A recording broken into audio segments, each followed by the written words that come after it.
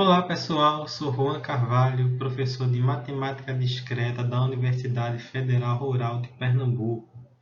Na aula de hoje nós vamos ver algumas definições e conceitos básicos de conjuntos. Em primeiro lugar, por que a gente estuda conjuntos? Porque conjuntos são uma estrutura matemática muito importante. Várias outras estruturas matemáticas, como funções e relações e grafos, são construídas por meio de conjuntos. Além disso, vários outros assuntos de matemática discreta, como por exemplo, técnicas de contagem, aquela questão de combinatória, permutação, arranjo, também dependem de conjuntos. E outros assuntos ainda mais complexos de computação, como por exemplo, máquinas de estado finito, que provavelmente você vai lidar com elas quando estudar a disciplina de teoria da computação para formular modelos de computação. Isso também precisa de conjuntos. Então percebo que conjuntos eles estão presentes em vários assuntos de matemática e de computação. Por isso que nós estudamos na disciplina de matemática discreta. Mas o que vem a ser um conjunto, certo? Um conjunto nada mais é do que uma coleção não ordenada de elementos. Ou seja, um conjunto ele não faz distinção quanto à ordem dos seus elementos.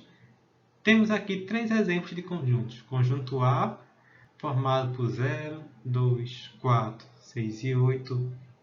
O conjunto B, formado por 0, 1, 2, 3, 4, 5. E o conjunto C, um pouco mais exótico, formado pelas letrinhas gregas Φ, Psi, pelo cifrão, jogo da velha, 2019 e quadradinho. A gente diz que um conjunto ele possui os seus elementos, tem a relação de pertinência para indicar isso. Então, nos nossos exemplos, a gente tem que o elemento 0 ele pertence ao conjunto A. Olha ele aqui. A gente então diz que 0 é um elemento do conjunto A. O 0 também é um elemento do conjunto B.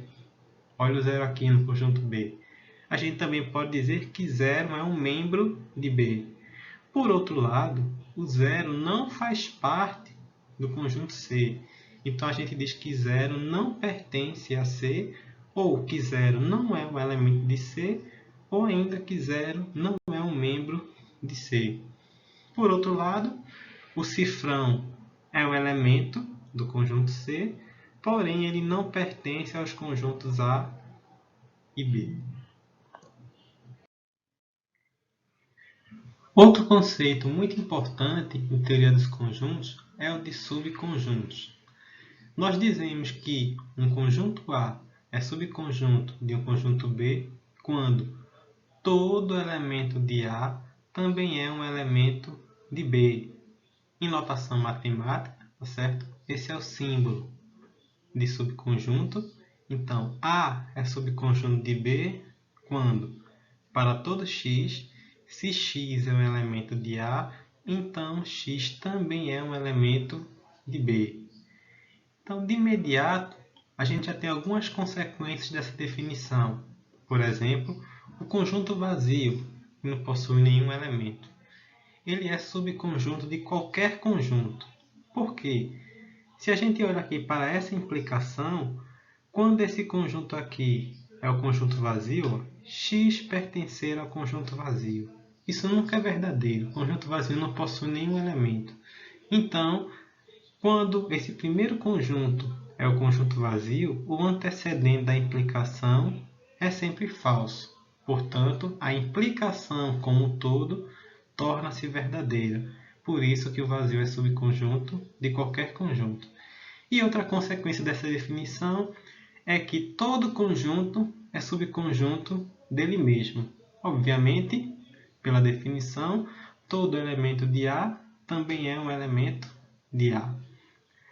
A gente diz que dois conjuntos são iguais quando eles possuem exatamente os mesmos elementos. Ou seja, quando todo elemento de A é um elemento de B e também quando todo elemento de B é um elemento de A. Mas a gente tem que ter essas duas partes para poder ter igualdade de conjuntos? Sim. Observe, por exemplo, que todo número natural, 0, 1, 2, 3, 4, também é um número inteiro. Mas o conjunto dos naturais é igual ao conjunto dos inteiros? Não, porque nem todo número inteiro é um número natural. Menos 1, menos 2, menos 3 não são números naturais. Então perceba que para a gente provar que dois conjuntos são iguais, a gente tem que mostrar que o primeiro é subconjunto do segundo e que o segundo também é subconjunto do primeiro.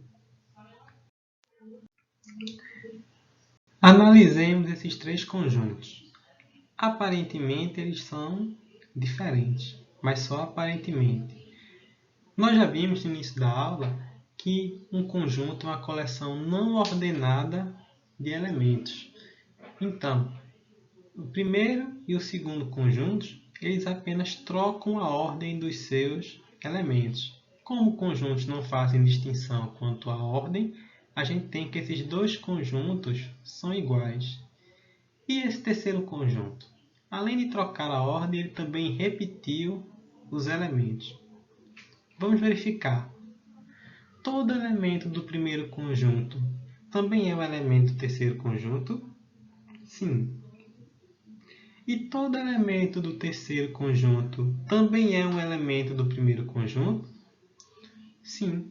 Então, o primeiro é subconjunto do terceiro e o terceiro também é subconjunto do primeiro.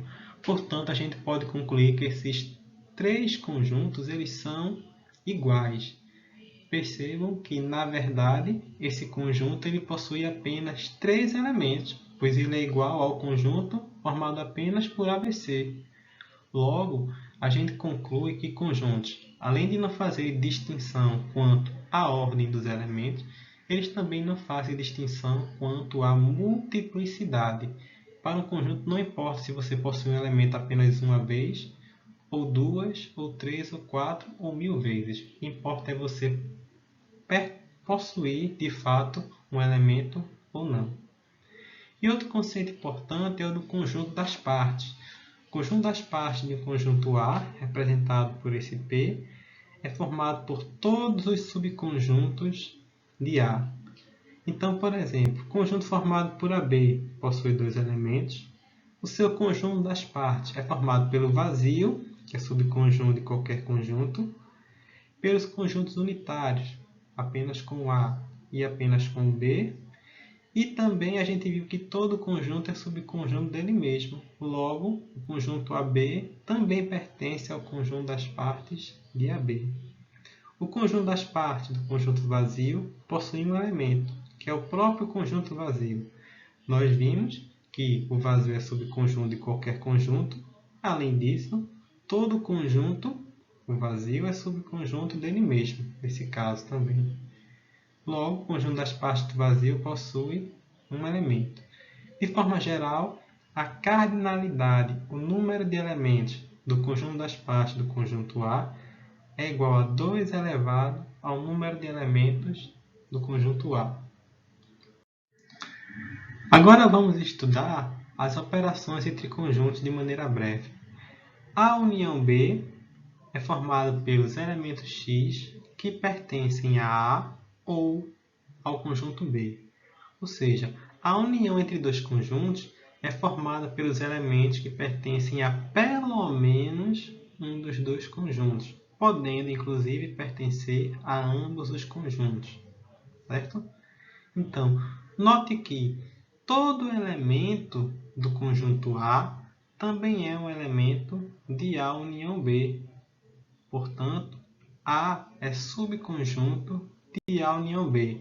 Da mesma forma, todo elemento de B também é um elemento de A união B. Logo, B também vai ser um subconjunto de A união B. A intersecção entre dois conjuntos é formada pelos elementos que pertencem a ambos os conjuntos. Ou seja, a intersecção B é formada pelos elementos que pertencem simultaneamente a A e a B. Então percebam que todo elemento da intersecção entre A e B também é um elemento do conjunto A, ou seja, a intersecção B é um subconjunto de A. De forma semelhante, todo elemento de A intersecção B também é um elemento do conjunto B. Logo, A intersecção B é subconjunto de B. O complemento, diferente da união e da intersecção, é uma operação que age em um único conjunto. O complemento do conjunto A é formado pelos elementos que não pertencem ao conjunto A. Então, na operação de complemento, geralmente a gente subtende o conjunto universo com todos os elementos do discurso, e o complemento do conjunto A vai ser os elementos do conjunto universo removendo os elementos do conjunto A. A diferença entre dois conjuntos, A menos B, é formada pelos elementos que pertencem a A, porém que não pertencem a B.